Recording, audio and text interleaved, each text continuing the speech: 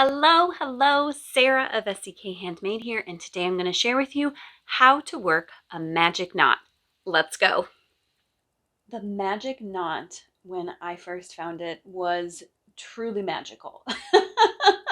But I do have to tell you that it does have some limitations. So I'm going to show you how to do it first, and then we're going to talk about those limitations. So be sure to stick around to the end to find out my tips and tricks for when and when not to use this technique. First, let's talk supplies. You need 2 balls or skeins of yarn that you're going to attach together with the magic knot. I chose 2 different colors because I think it's a little easier to see, but they do not have to be 2 different colors. And then you will need a pair of scissors for this tutorial too. To start off, you're going to take your 2 lengths of yarn and lay them out flat.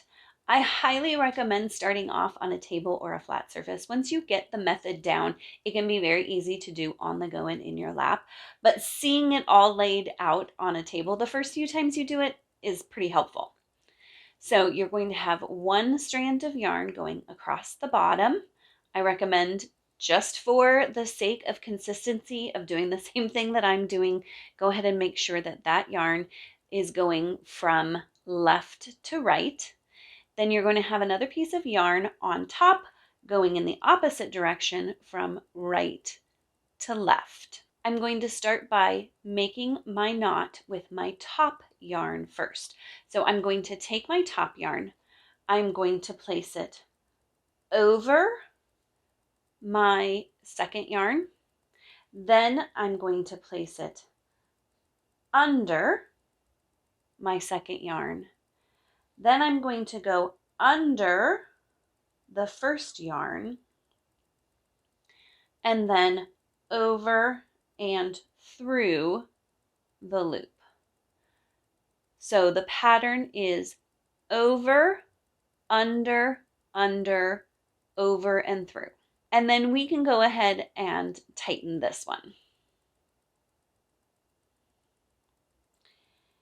If you are looking to use as little yarn as possible, you might want to shift your knot down so that you're not going to cut off a bunch of yarn. But if you're just practicing, I say just practice. Now, I'm going to slide myself out a little more yarn on this side just so that I have plenty of yarn to show you with. So if you've got just a teeny tail here, go ahead. You should be able to hold on to your knot and pull your other yarn through it. So then this is the knot that's going to lock it in place. And so for this one, we're going to go over the opposite yarn, under the opposite color yarn, over the first loop of yarn, and then under and through the center. These will end up looking like little pretzels before you tighten them. Then you're going to go ahead and tighten this guy too. I recommend giving them a good tug. And then you can see I have space between my knots. That's okay. We're just going to grab each yarn and gently pull, and the knots will slide towards each other. And then I'm going to give them a good tug here. Then I simply need to take my scissors, and I am going to trim as close to the knot as possible without actually trimming any of the knot. So snip one end, do the same thing on the other end. Sometimes I like to kind of hold these down because if you snip through one of those, you're going to be kind of stuck too. Trim it as close as possible. And then always, my first tip is, before you start working with this yarn, give it a good tug to make sure those knots aren't going to come apart. Let's get into all the tips and tricks about when to use the magic knot and when to pass it up.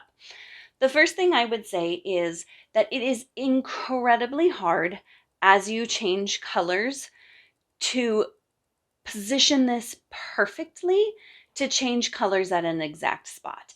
So if you need to change colors at an exact spot, I would not recommend using the magic knot. Another thing to consider is the bigger the yarn, so bulky, jumbo, the bigger the knot. So some people really prefer to use this on finer weight yarn because it's a smaller knot and less noticeable. I, however, have found that almost always I can manipulate the yarn just a little bit to make sure that this knot ends up on the back of the work and stays pretty hidden. Using the magic knot is perfect when you are not changing colors because it doesn't matter where it lands or where the transition is. Personally, I have not had any trouble with magic knot coming apart, but if that does make you nervous, I recommend taking a little bit of Eileen's fabric adhesive. You can see this one says ultra flexible, and you could just dab it on your knot. I will warn you, this is quite sticky and a little messy, but it could be worth it to you to dab a little onto your knot so that you know that you have the knot and the adhesive to keep it together. The tricky part about the adhesive is that it does take some time to dry. So you're either going to have to tie your knot, glue it, wait for it to dry, and then continue on with your stitching. Or you could place a locking stitch marker at each point that there's a magic knot so that you could come back at the end of your work and dab a little glue on it and then just let the whole thing dry. You guys, the magic knot is truly magical. It is always my goal to help you grow confidently in your craft. If you feel like this video did this, I would love it if you would like this video, subscribe to my channel, and turn on notifications. Thank you so much for joining me today, and happy crafting!